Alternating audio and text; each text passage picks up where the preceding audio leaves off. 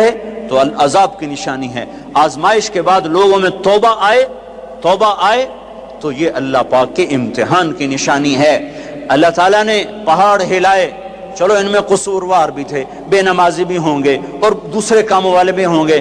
امام حسین نے کیا قصور کیا تھا جو سینہ چھید دیا گیا؟ کیا قصور کیا تھا امام حسین نے؟ وہ سینہ جس کی یعنی حسن حسین وہ ہستیاں ہیں جن کی بوٹی بوٹی پر اللہ کے نبی نے بوسے لیے، ایسے چوما یہاں تک چوما، صرف سر اور ماتھا نہیں چوما۔ کیا قصور کیا تھا امام حسین نے؟ یہ کیا عذاب آیا؟ نعوذ باللہ، میں آج کے ذہن کی ترجمانی کر رہا ہوں۔ اللہ کے نبی گلی میں گزرے، بچے کھیل رہے، امام حسین بھی کھیل رہے، تو آپ نے کہا پکڑو بھائی حسین کو، جیسے بڑا آدمی چھوٹے کے پیچھے بھاگتا ہے، پکڑو بھائی پکڑو۔ تو آگے امام حسین بھاگے ادھر گئے، تو آپ آگے سے آ گئے، پکڑو بھائی پکڑو، تو وہ ادھر چلے گئے، پھر آپ آگے سے آئے، پکڑو بھائی پکڑو۔ اب وہ جیسے بچہ یوں سمجھتا ہے میں بڑا دلیر ہوں، میرا پیو مینوں نپے نہیں سکتا، میں کیڈا بڑا ایتھلیٹ بن گیا۔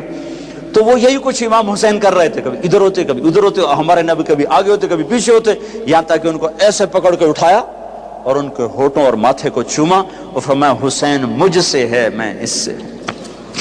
اب اس کو کیوں سین ہائے کیا تیر لگے ہیں، ادھر آ ستمگر ہنر آزما، تو تیر آزما ہم جگر آزمائیں۔ اور صرف حسین تھوڑا ہی شہید ہوئے، 16 آل رسول میں سے شہید ہو گئے۔ امام حسن کے بیٹے قاسم اس قافلے کے سب سے حسین نوجوان تھے۔ جب سارے جان نثار شہید ہو گئے تو پھر اہل بیت کی باری آئی، تو سب سے پہلے قاسم نے اپنی جان کا نذرانہ پیش کیا اور آ کر اپنے چچا کے سامنے کھڑے ہوئے، بیچ میں لوہے کی دیواریں، ان پر جو تلوار پڑی ہاتھ پر ہاتھ کٹ کے الگ ہوا، زمین پر گرا، ان کا یا عمّا ہے چچا۔ تو امام حسین کہاں پہنچتے، لوہے کو چیرتے چیرتے جب پہنچے تو ظلم اپنا کام دکھا چکا تھا، اور بیٹا بھتیجا آخری سانسوں میں ہچکیاں لے رہا تھا، تو اس کے سرانے کھڑے ہو کر کہا قاسم میرے بیٹے، آج تیرے چچا کے دوست بڑے تھوڑے ہیں اور دشمن بڑے زیادہ ہیں، اللہ ناصرہ وکفر باطرہ، وہ کیا دن ہوگا جب اللہ کا رسول تیری طرف سے خود مدعی بن کے عدالت میں آئے گا، اس دن ان کو کہاں جائے پناہ ملے گی۔ ایک دفعہ تلواریں رک گئی امام حسین کے یہ بول سن کر، تو ان کو اٹھایا، سینے سے چمٹا کر ان کے پاؤں زمین پہ لگتے جا رہے تھے، اور جو کر جہاں پہلے جعفر کے بیٹے شہید ہوئے پڑے تھے، جعفر کے بیٹے عون، عبداللہ، محمد، عون اور محمد یہاں شہید ہوئے ہیں، عبداللہ زندہ سلامت رہے جن سے حضرت جعفر کی نسل چلی، عون اور محمد کے ساتھ جا کے قاسم کو لٹا دیا۔ 16 آخری شہزادہ عبداللہ، امام حسین کے 4 بیٹے شہید ہوئے، علی الاکبر، علی الاوسط، ابو بکر، عبداللہ، 4 بیٹے شہید ہوئے۔ آخری بچے عبداللہ ہیں، 2 سال کے، ان کو بلوایا ملنے کے لیے، پیار کرنے کے لیے، خود رہ گئے، بچہ رہ گیا تھا، اب جانے کا وقت آ چکا ہے، تو اس کو پیار کر کے وہ بچہ ایسے تڑپ رہا تھا پیاس کی شدت سے، اتنے میں ایک سنسناتا تیر آیا اور عبداللہ کے سیدھا آ کر گلے میں لگا، خون کا فوارہ چھوٹا۔ اسماعیل علیہ السلام کی پیاس بجھائی زمزم کے پانی سے، اور حسین کے لال کی پیاس بجھائی اس کے اپنے خون جگر سے۔ یہاں دل پھٹ گیا ہے، دل ہی تو ہے نہ سنگ و خشت، درد سے بھرنا آئے کیوں، صبر کا پیمانہ لبریز ہو گیا، اور بیٹے کے خون کو دونوں ہاتھوں میں لے کر ایسے لپ بنا کر یوں آسمان کی طرف اٹھایا کہ اے میرے رب، اگر تو نے اپنی مدد کو روک لیا ہے تو میرا تجھ سے گلہ کوئی نہیں ہے۔ ہمیں یہ سبق دیا گیا ہے کہ اللہ کوئی مصیبت لائے، یا اللہ ہم تیرے غلام۔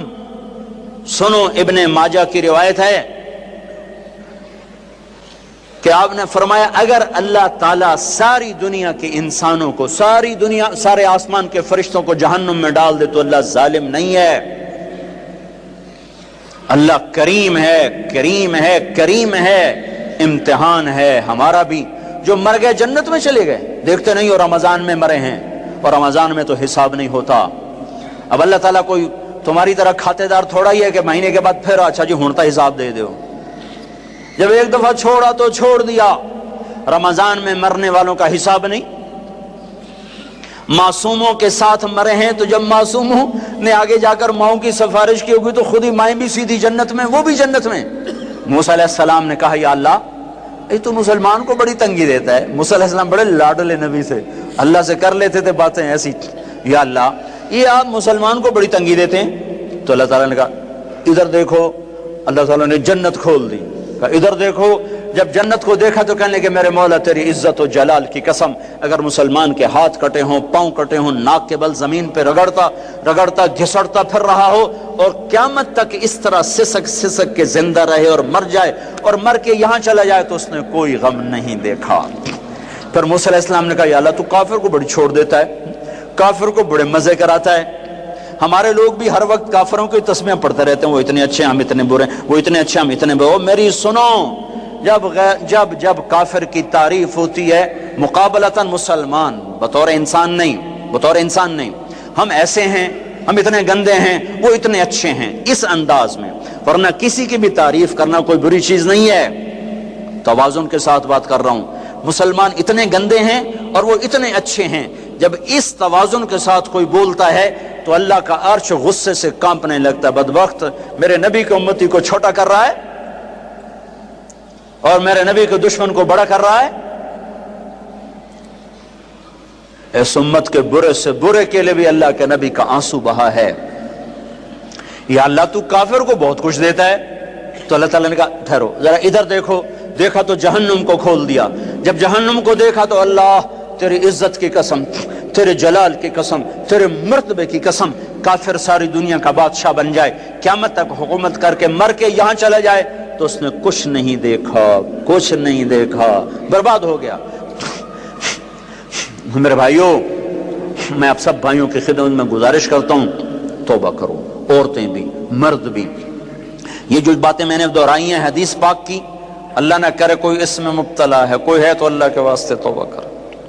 پھر اس کے ساتھ جھوٹ سے بچو، خیانت سے بچو، دھوکے سے بچو، گالی گلوچ سے بچو، چغلی سے بچو، الزام لگانے سے بچو۔ نیک عورت پہ الزام لگانے والا قیامت کے دن 100 سال کی بندگی لے کر آئے گا تو اللہ تعالیٰ مردود کر دے گا۔ قذف المحسنہ یہدم عمل 100 سنۃ، طبرانی کی روایت ہے کہ نیک عورت پہ دھبا لگانے والا 100 سال کی بندگی بھی ہوگی تو اللہ مردود کر دے گا۔ تو اپنے ماں باپ زندہ تو ان کی خدمت میں پڑ جاؤ، اصحاب قلم ہیں تو قلم سے انصاف کرو، اصحاب اقتدار ہیں تو کرسی میں بیٹھ کے اللہ کو یاد کرو کہ یہ اللہ کی دی ہوئی چیز ہے۔ سنو، ایک دن کا عدل کا فیصلہ، طبرانی کی روایت ہے، ایک دن کا عدل کا فیصلہ 60 سال کی عبادت سے بہتر ہے۔ ایک بڑا افسر کرسی پہ بیٹھ کے دیانتداری سے ساری فائلیں پار کر دیتا ہے، اس کا ایک دن کا یہ عمل میری مسجد کی 60 سال کی عبادت سے بہتر ہے۔ قیامت کے دن اعلان ہوگا عرش کے سائے میں آنے کے لیے آ جاؤ، 7 قسم کے آدمی پہلے آ جاؤ۔ کون؟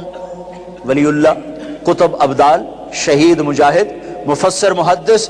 نہیں، سب سے پہلے عادل بادشاہ آ جائیں، عادل حاکم آ جائیں، عادل وزیر اعظم، عادل صدر، عادل secretary, Adil I G, Adil D I جی، عادل جج، چاہے وہ سول عدالت کا ہو یا سپریم کورٹ کا ہو، عدل والے آ جاؤ۔ وہ وکیل جو لوگوں کو عدل لے کر دیتے ہیں اور ظالم کے پیسے دیکھ کر اپنے قلم کو، علم کو بیچتے نہیں ہیں، اللہ تعالیٰ ان کو بھی بلا لے گا، آ جاؤ تم بھی عدل کے لیے لڑتے رہے، آ جاؤ۔ سب سے پہلے عرش کا سایہ ان کے لیے کھلے گا، ان کے لیے آگے بڑھے گا جو دنیا میں عدل قائم کرتے رہے۔ تو میرے بھائیوں، بہت بڑا مجمع اہل ایمان کا ہے، مسجد بھری ہوئی ہے، عورتیں بھی ہیں، مرد بھی ہیں۔ توبہ کرو اور اپنی توبہ کو پکا کرنا ہے تو اچھی صحبت اختیار کرو۔ صحبت صالح تو را صالح کند، صحبت تعالی تو را تعالی کند۔ اچھی صحبت، اچھے سنگ ترے۔ ایک وہ بیچ رہا تھا سنگ ترے، وہ کہتا اچھے سنگ ترے۔ تو ایک بیٹھے تھے کوئی اللہ کے نیک بندے، ان کی آنکھوں میں آنسو آ گئے۔ ان کا حضرت جی کس بات پہ رو رہے ہو؟ کہ وہ کہہ رہا ہے اچھے سنگ